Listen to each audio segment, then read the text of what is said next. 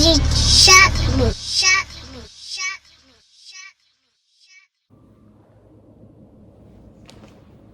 Okay. We back again with another episode of Conversations with OG. And today we have the lovely Miss Perkins.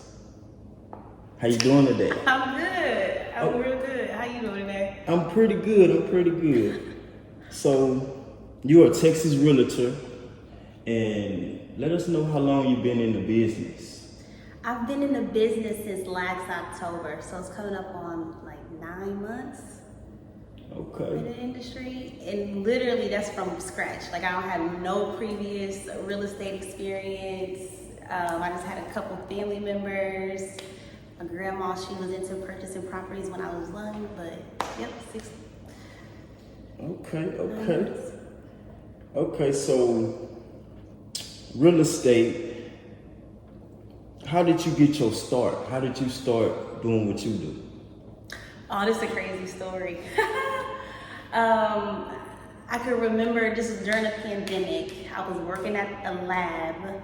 It was a medical lab, and we ran tests, like COVID tests. Oh, okay. We did like UTI tests. Anywho, a good friend of mine, she worked at the lab too. And I remember she was like a lab tech.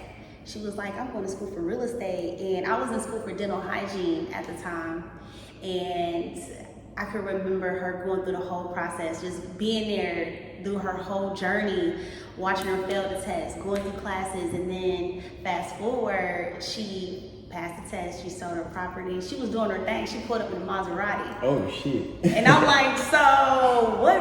And I started just thinking, like, what rich dental hygienist do I know? Exactly. I don't know none. Right. And that's what kind of really got my gears going. Just kind of had me questioning what I was doing. And that's how I started.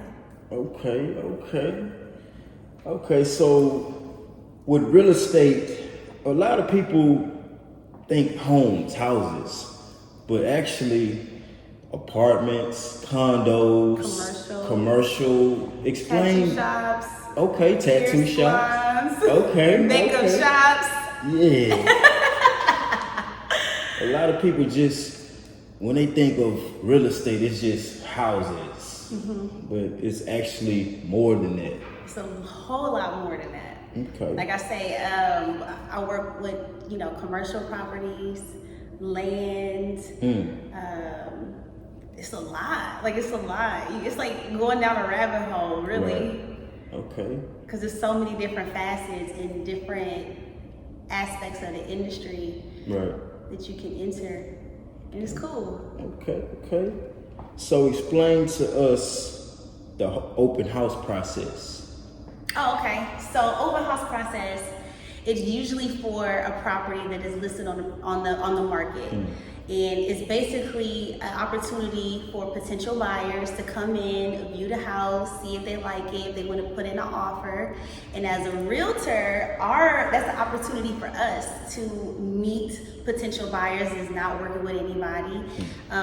It's just being able to gauge with buyers and people in your community, really, because some people just stop by to be nosy. Like, I live up the street and I just wanted to see what this house looked like. Right. But yeah, the main goal during the open house is to sell the property. Let people come in and look at the house. It's fun. It's real fun. Okay.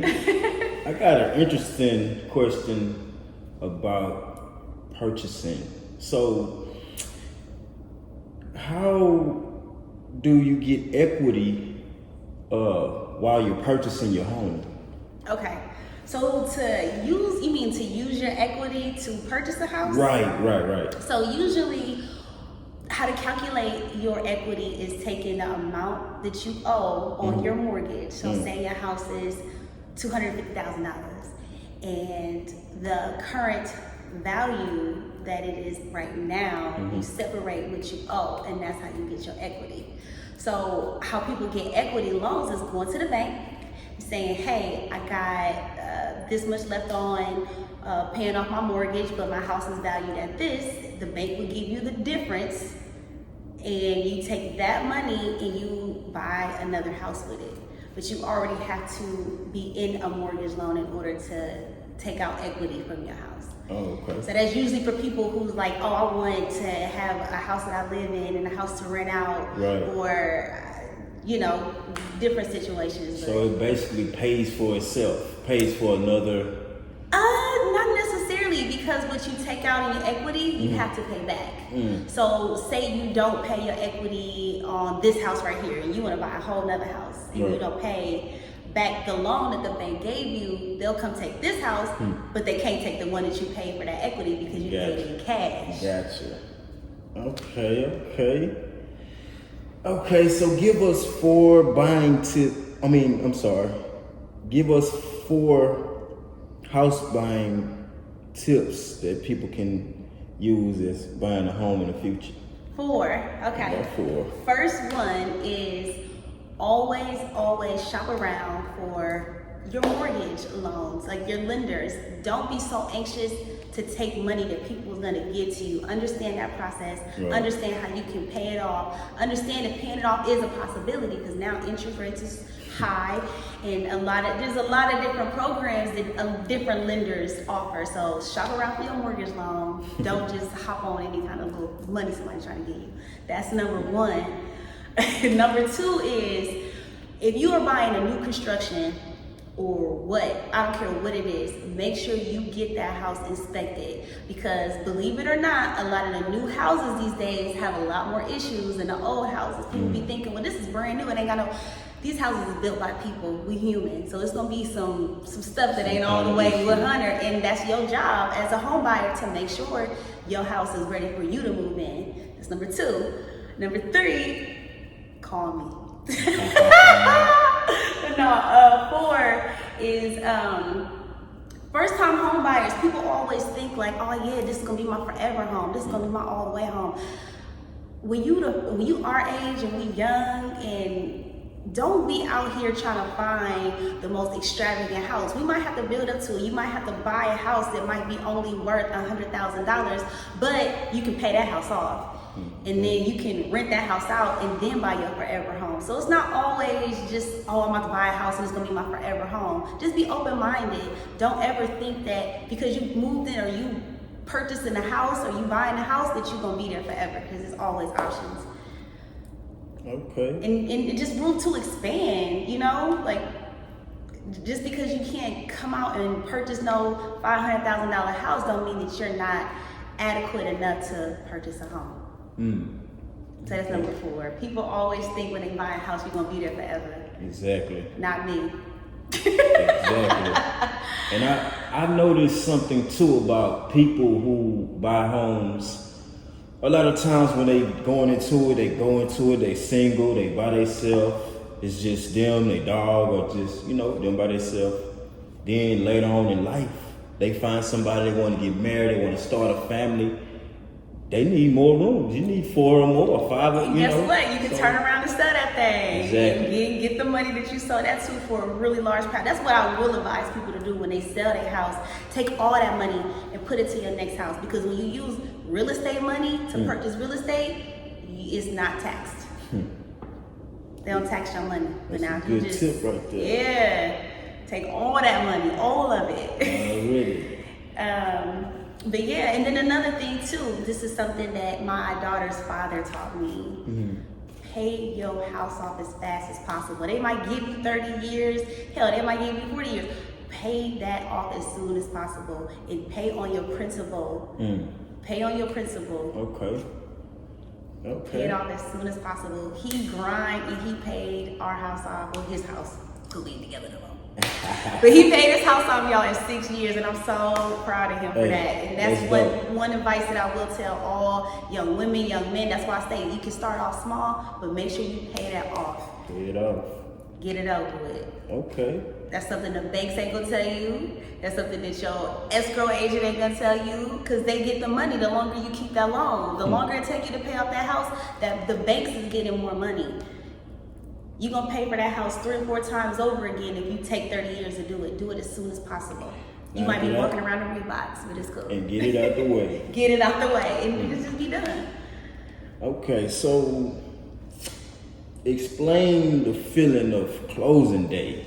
Oh, closing date. That's like everybody get their money and the home buyers get their receipt. Okay. Yes. That's receipt day. So you that's need to take possession. It's kind of like you can woosah, you can sit back, have you a glass of champagne or whatever, celebration time. Yep. And closing day usually is you going through signing every single paper that you've already signed with your realtor, your loan officers. You go into the title company, you re-sign all those papers on paper, right, and they file them and you get your keys. Okay. The sellers get their money. Okay, so we ask every guest that we have, and you are guest number 5 for Conversations with OG, first season. So we ask them this same question: how do you plan on continuing to win in your situation and your brand and home, everything you got going?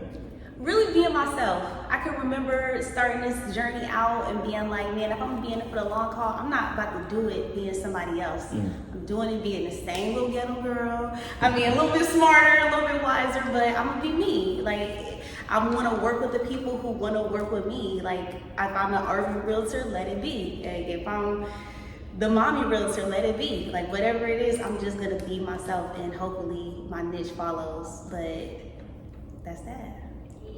Okay. You gotta be you, because being original go a longer way than trying to copy somebody or trying to be like other people. You gotta be. It ain't gonna last long. At all. It ain't gonna last long. People gonna figure that out. That fraud is not welcome here. You just gotta be you. Just be authentic. Really, and really put my best foot forward, and really understanding my duty as a realtor is putting my clients and everybody I work with, their best interest comes first.